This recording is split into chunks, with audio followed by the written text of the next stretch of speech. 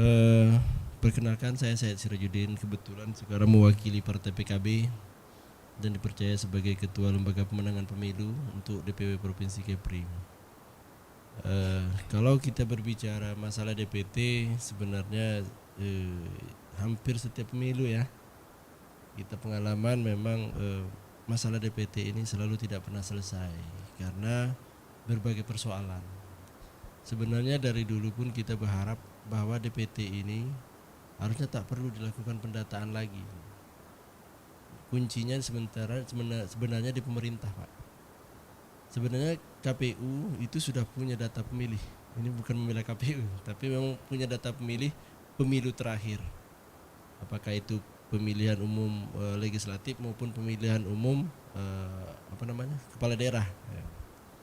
Cuman sayangnya ketika data itu disandingkan dengan DP4, begitu Mas Priyo ya. Ini lupa ingat nih. Daftar penduduk potensial pemilih pemilu itu, nah di situ biasanya terjadi permasalahannya gitu.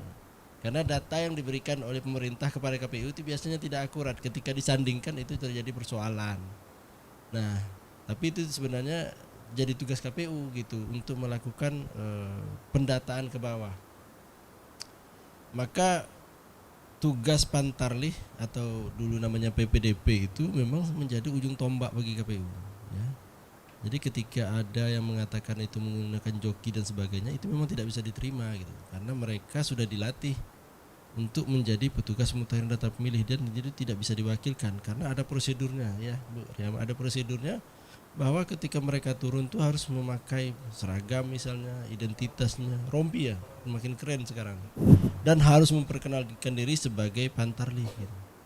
Jadi ketika dia bukan Pantarlih melakukan pendataan, maka ini akan menimbulkan kecurigaan gitu. Ya bisa saja itu nanti yang dimasukkan fiktif, bukan orang yang ada di situ dijadikan pemilih, sementara orang yang betul-betul ada di situ tidak didaftarkan dia. Itu bisa saja terjadi. Makanya kalau seandainya benar yang dikatakan itu, tapi saya lihat tadi cuma satu tempat ya, dan itu pun sudah dikelirkan gitu. Alhamdulillah lah kalau seperti itu tidak ada masalah. Tapi kalau sempat itu banyak terjadi, itu berbahaya sekali saya pikir, karena itu bisa diputar balikkan gitu. Orang yang harusnya berhak jadi pemilih bisa dibuat jadi tidak terdaftar, dan orang yang tidak punya hak memilih di situ bisa terdaftar di situ gitu. Itu yang kita khawatirkan kalau seandainya benar terjadi perjokian gitu. Tapi saya pikir tadi udah clear sama Mas Priyo. Nah, alhamdulillah kalau gitu kita tidak persoalan. Intinya kami sebagai peserta politik ingin bagaimana seluruh masyarakat itu terdaftar sebagai pemilih, sehingga mereka bisa menggunakan hak pilihnya pada hari H nanti gitu. Karena satu saja warga masyarakat yang tidak terdaftar sementara dia punya hak untuk memilih, itu konsekuensinya juga ada aturan undang-undangnya setahu saya gitu. Bahkan kalau memang sengaja tidak didaftarkan, petugas itu bisa dipidana. Bukan begitu Bu Riama ya? Nah, begitu.